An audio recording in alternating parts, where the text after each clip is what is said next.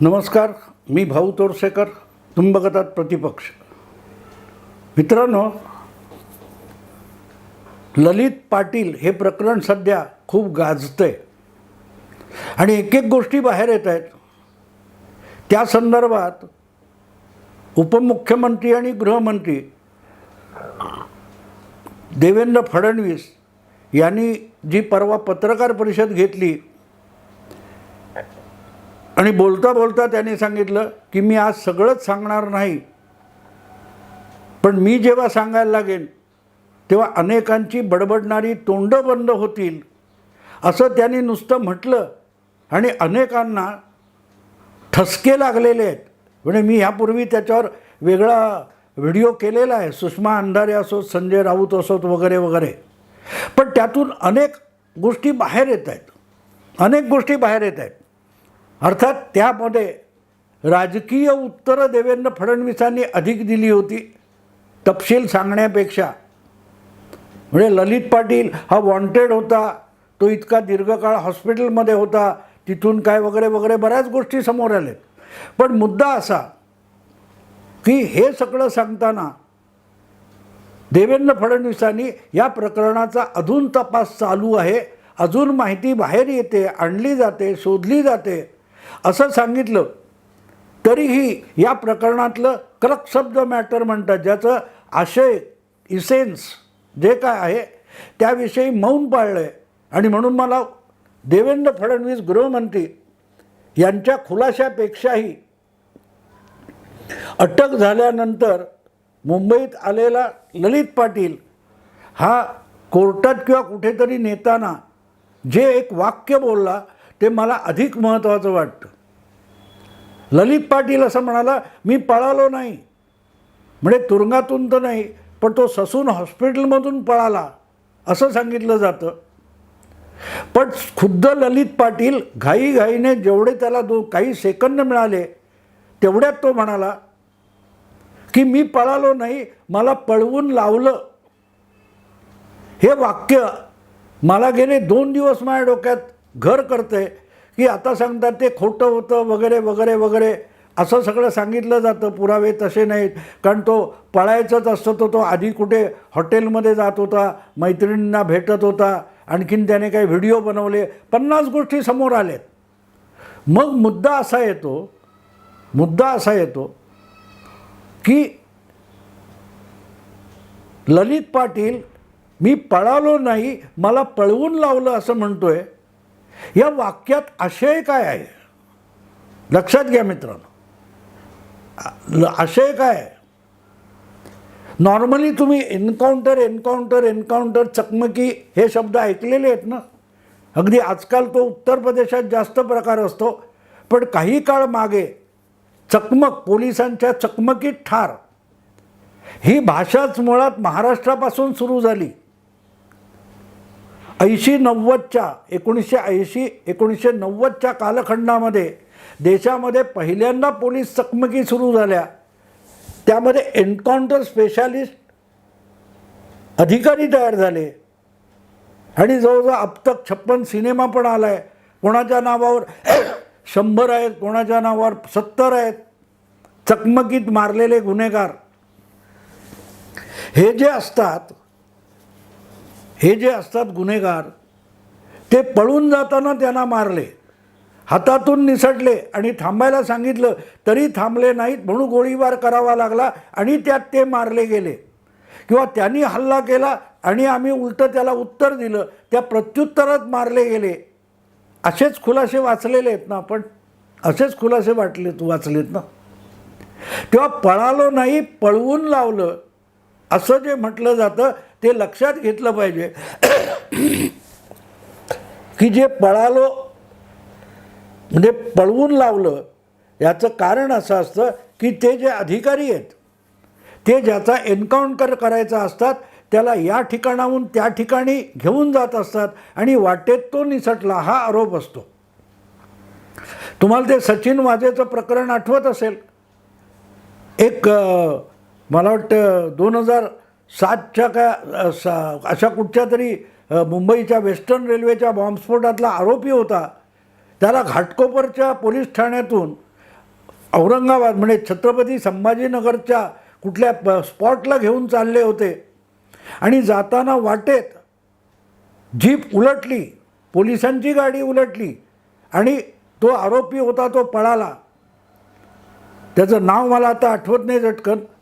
आणि त्याची बॉडीसुद्धा अजून मिळाली नाही, म्हणून शेवटी तो एन्काउंटर खोटा ठरवून सचिन वाझेला 16 वर्ष निलंबित ठेवण्यात आलं होतं. तो उद्धव ठाकरेंच्या कृपेने परत पोलीस खात्यात आला. पण त्याने ज्याला मारला असं म्हटलं जातं तो जो संशयित होता मारला गेलेला, त्याचं हाडूकसुद्धा मिळालं नाही आणि बॉडीसुद्धा मिळाली नाही आणि तो जिवंतसुद्धा मिळाला नाही. तर पळवून लावलं म्हणजे काय असतं? तर तो पळत नसतो, त्याला पळायला लावतात आणि पळता पडला मारला गेला असं एक देखावा तयार केला जातो. आणि म्हणून ललित पाटील जे बोललेलं आहे, मी पळालो नाही, मला पळवून लावलं. आता गंमत आणखीन एक लक्षात घेण्यासारखी आहे मित्रांनो. त्याचा शोध कुठे चेन्नईला वगैरे लागला. आता चेन्नईसारख्या ठिकाणी हा माणूस लपलाय हे पोलिसांना इतक्या सहजगत्या कळलं. पुण्याहून सटकून, पुण्याच्या हॉस्पिटल काय त्यामधून सटकून नाशिक, कुठून कुठून तो चेन्नईला पोचला, हरकत नाही. पण तो निघाला होता, त्याच्या मागावर अखंडपणे महाराष्ट्राचे पोलीस होते का, की पोलीसच त्याला घेऊन फिरत होते?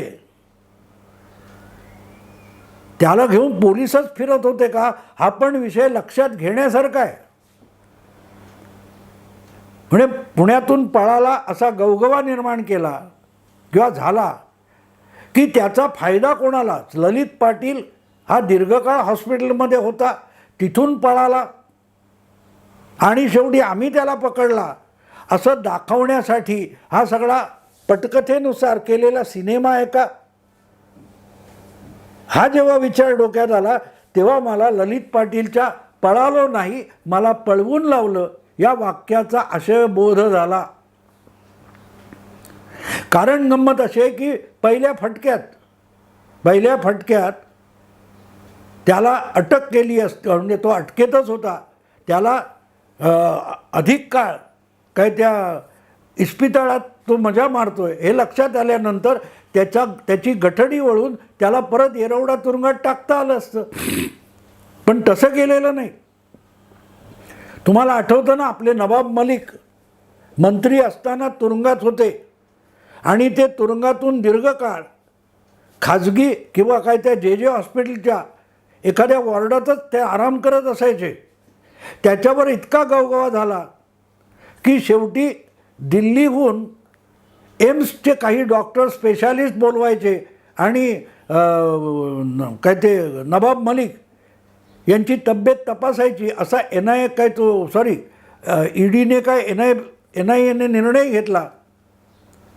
तेव्हा गडबडीने नवाब मलिक यांची प्रकृती ठीक आहे आणि त्यांना ताबडतोब आर्थरोड जेलला पाठवा असा अहवाल जेच्या डॉक्टरांनी दिला होता आणि परत रवानगी आर्थरोड तुरुंगात झाली होती. सांगायचा मुद्दा असा की याच पद्धतीने खरीखुरी तपासणी करून आजच्या सरकारने ललित पाटीलला तुरुंगात पाठवणं शक्य होतं, सोपं होतं. त्याला पळून जाण्याची वेळ येण्याची गरज नव्हती. ठीक आहे, तुझे खूप लाड झाले, सरकार बदलले, चला. म्हणून येरवडा तुरुंगामध्ये शिंदे फडणवीस सरकारसुद्धा पोचवू शकलं असतं. ओरडाआरडा गवगवा बोभाटा काही झाला नसता. पण आमचं सरकार आल्यानंतर हे केलं आहे. आणि बघा, उद्धव ठाकरे यांचं सरकार असताना आणि अनिल देशमुख वळसे पाटील गृहमंत्री असताना गुन्हेगारांची किती चंगळ चालली होती. अशी राजकीय बदनामी करण्याची संधी शिंदे फडणवीस सरकारला होती, पण त्यांनी ती संधी घेतली नाही. त्यांचं सरकार येऊन वर्ष लोटलं तरी ललित पाटील त्या ससून हॉस्पिटलच्या कुठच्या वॉर्डमध्ये मजा करत होता, बाहेर पडून मैत्रिणींना भेटत होता आणि परत येत होता, पळून जात नव्हता.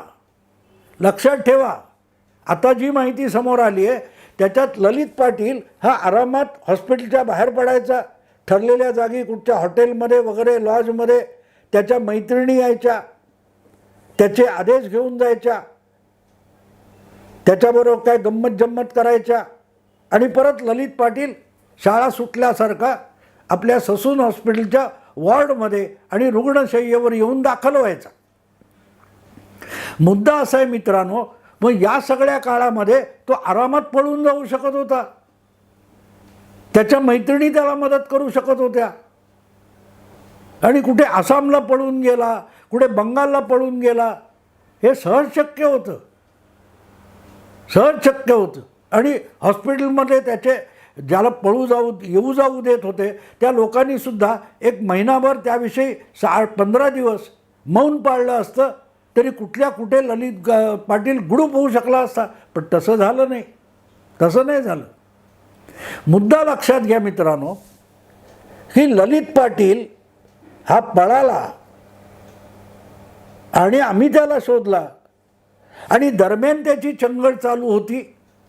हे सगळं करताना तो जे उद्योग करत होता, ज्यांना भेटत होता, ज्याच्याशी त्याचे व्यवहार होते, ज्यांच्याशी त्यांनी आजपर्यंत व्यवहार केलेत, ही सगळी माहिती आधी गोळा करण्यात आली आणि नंतर तो पळून जाण्याचं नाटक घडवण्यात आलं. ही शक्यता बिलकुल नाही असं वाटतं तुम्हाला? विचार करा. मी पळालो नाही, मला पळवून लावलं असं जेव्हा ललित पाटील म्हणतो त्याचा आशय तिथून शोधावा लागतो. मी पळालो नाही, मला पळवून लावलं, याचा आशय तिथून सुरू होतं. म्हणजे काय तर या सगळ्यांचं वस्त्रहरण करण्याची कामगिरी त्याच्यावर सोपवण्यात आली. त्यासाठी आवश्यक ती सगळी माहिती गोळा करण्यात आली आणि ललित पाटील पळाला. ललित पाटील पळाला म्हटल्यानंतर विलंब संजय राऊतांपासून उबाटा सेनेचे, राष्ट्रवादी पवार गटाचे, काँग्रेसचे सगळे लोक शिंदे, फडणवीस, अजितदादा सरकारवर तुटून पडणार याची खात्री होती. झालंय का याचा तपशील कोण बघतो? खरंच काय झाले बघितलं जातं का नाही? फटाफट प्रतिक्रिया द्यायला, आरोपाला पलटवार, हल्लाबोल सुरू होतो की नाही? हा, मग तो हल्लाबोल व्हावा आणि आपल्या सरकारवर विरोधकांकडून आरोपांचा भडीमार व्हावा, हीच तर शिंदे, फडणवीस, अजितदादा सरकारची या प्रकरणातली अपेक्षा असावी असं मला वाटतं. आणि मग तो भडीमार व्हायचा असेल तर त्यांना काहीतरी निमित्त दिलं पाहिजे, त्यांच्या हातात कोलीत दिलं पाहिजे. आणि कोलीत काय तर ससून इस्पितळाच्या वॉर्डमधून ललित पाटील फरारी झाला, बस एवढीच बातमी देऊ द्यायची. आणि मग ललित पाटील कोण? हा ड्रग ॲडिक्ट आहे, तो काय तर कुठच्या ड्रग्ज बनवायचा, अंमली पदार्थाची औषधं वगैरे बनवायचा, त्याचा कुठे अमुक तमुक ठिकाणी कारखाना आहे वगैरे वगैरे, नाशिकला कारखाना आहे, MIDCमध्ये आहे, हे सगळे तपशील पुरवायचे आणि आरोपाचं नाट्य 2-3 दिवस चांगलं रंगू द्यायचं. आणि मग सरकार अडकले ना म्हणून त्याच्यावर अधिकाधिक आरोप करायला हे सगळे लोक बेताल आणि बेछूट होतील आणि मनात येईल ते आरोप करून टाकतील. ती संधी त्यांना द्यायची आणि एकदा त्यांचे आरोप झाले की त्यांचेच आरोप त्यांच्या तोंडातून त्यांच्या घशात घालायची तयारी आधी ठेवण्यात आली होती आणि ते सगळं यशस्वीरित्या पटकथेनुसार पार पाडायचं. तर मग ललित पाटील पळून जाण्यापेक्षा त्याला पळवून लावलं पाहिजे. आणि पळवून लावलं पाहिजे म्हणजे काय तर आपल्याच साध्या वेशातल्या अधिकाऱ्यांसकट त्याला 10 ठिकाणी फिरायला द्यायचं, फिरू द्यायचं, फिरवून आणायचं. पळवून लावायचं म्हणण्यापेक्षा ललित पाटीलला पार चेन्नईपर्यंत फिरवून आणायचं असं कारस्थान नसेल याच्यावर मी तरी विश्वास ठेवत नाही. कारण सगळा विषय हा इतका संदिग्ध आहे की त्याचं ते एक वाक्य, मी पळालो नाही पळवून लावलं, तो कोणी पळवून लावलं? अरे ज्याला काय ते 6 महिने 10 महिने किती काळ तो ससूनमध्ये होता, मैत्रिणींना भेटत होता, त्या प्रत्येक दिवशी त्याला पळून जाण्याची पूर्ण संधी होती. पण ललित पाटील पळाला नाही. आणि म्हणून मग त्याने मला पळवून लावलं असं जे म्हटलेलं आहे त्याकडे गंभीरपणे बघण्याची गरज आहे. आणि ते जर बघितलं आणि त्याला मुद्दाम बाहेर नेलं गेलं, सगळीकडे फिरवून मग इकडे अटक झाली असं दाखवण्यात आलं, पण फायदा कोणाचा झाला बघा. 2-3 दिवस शिंदे फडणवीस सरकार देवेंद्र फडणवीसांना लक्ष करण्यासाठी, टार्गेट करण्यासाठी निमित्त देण्यात आलं, पण शेवटी आरोप करणाऱ्यांचे दात कोणी घशात घातले? फडणवीसांनीच घातले. कारण त्यांनी तो ललित पाटील हा शिवसेनेचा कुठला पदाधिकारी होता, मातोश्रीवर येऊन त्यांनी शिवबंधन मानलं होतं, इथपर्यंतचा सगळा रेकॉर्ड तयार ठेवलेला होता. पण आता तो निसटला आहे, आता तो हाती लागणार नाही याची खात्री संजय राऊतांपासून सगळ्यांना होती. निदान नाशिकचे प्रभारी संपर्क प्रमुख असलेले संजय राऊत यांना तरी ललित पाटील कोण हे माहिती नाही असं होऊच शकत नाही, होऊच शकत नाही. संजय राऊतांच्या किरीट सोमय्या विरोधातल्या सेना भवनातल्या पत्रकार परिषदेसाठी नाशिकहून बसने शिवसैनिक आले होते, बसने शिवसैनिक आले होते. ते कोणी आणले होते? ते कोणाच्या इशाऱ्यावर आले होते? आणि हा जर नाशिकचा शिवसैनिक असेल किंवा पदाधिकारी असेल, काही काळ हातात शिवबंधन बांधलेला असेल, तर तो संजय राऊतांना माहिती नाही असं होऊच शकत नाही.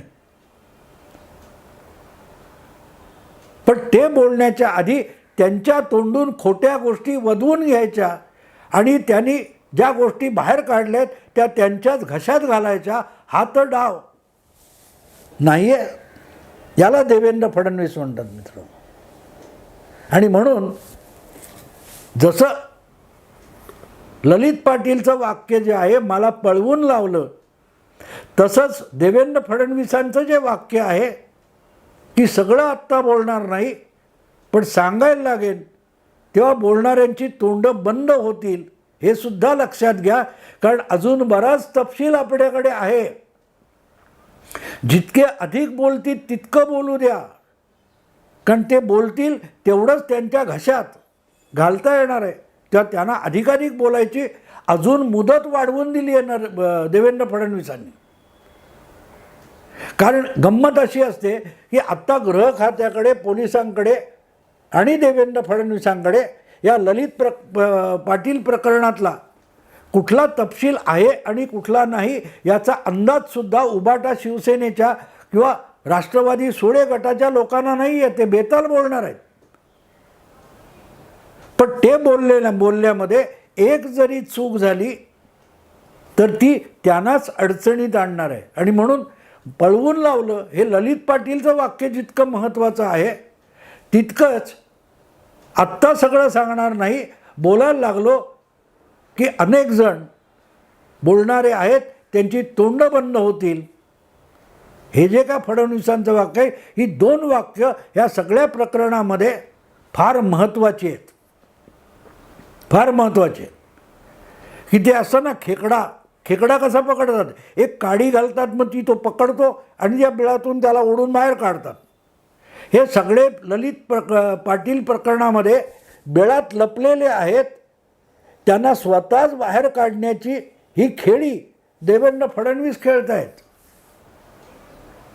आणि हे सगळे त्यामध्ये आयते बाहेर पडून बिळाच्या सापडलेले आहेत आणि अजूनही सापडणार आहेत. आणि म्हणून आत्ता सगळं सांगणार नाही, योग्य वेळ आलं की सांगेन. पण तेव्हा अनेकांची तोंड बंद होतील. हे तोंड बंद होण्यासाठी त्यांनीच केलेले आरोप त्यांच्याच घशात जाऊन, नरड्यात जाऊन अडकणार आहेत. आणि म्हणून हे वाक्य छोटी वाटतात आपल्याला, निरर्थक वाटतात, पण ती जोडून योग्य जागी जोडून बघितली की मी पळालो नाही, मला पळवून लावलं. पळवून लावणारं गृह खातंच नाही आहे. गृह खात्याच्या संरक्षकांच्या गराड्यातच ललित पाटीलला पळवून लावलं आणि ठराविक दिवस संपल्यानंतर त्याला पकडल्यासारखं दाखवून आणलं. ही पटकथा आहे, यानुसार नाटक रंगलेलं आहे. विचार करा मित्रांनो. म्हणून ऐकतो आपण, पण ऐकतो ते समजून किती घेतो याला जास्त महत्त्व आहे. मला पण पहिल्या 2 दिवसात लक्षात आलं नाही की मी पळालो नाही, मला पळवून लावलं. आणि दुसरी गोष्ट, सगळं आत्ता सांगणार नाही, मी बोलेन तेव्हा अनेकांची तोंड बंद होतील. हे देवेंद्र फडणवीसांचं वाक्य, ही 2 वाक्य माझ्या मेंदूत पिंगा घालत होती. ती जेव्हा जोडली गेली तेव्हा मला यामध्ये एक भयंकर काहीतरी गूढ रहस्य आहे ते उलगडण्याची इच्छा झाली आणि त्यातून हा व्हिडिओ केला. तुम्हाला आवडला असेल, लाईक करा, शेअर करा, सबस्क्राईब करा. नमस्कार.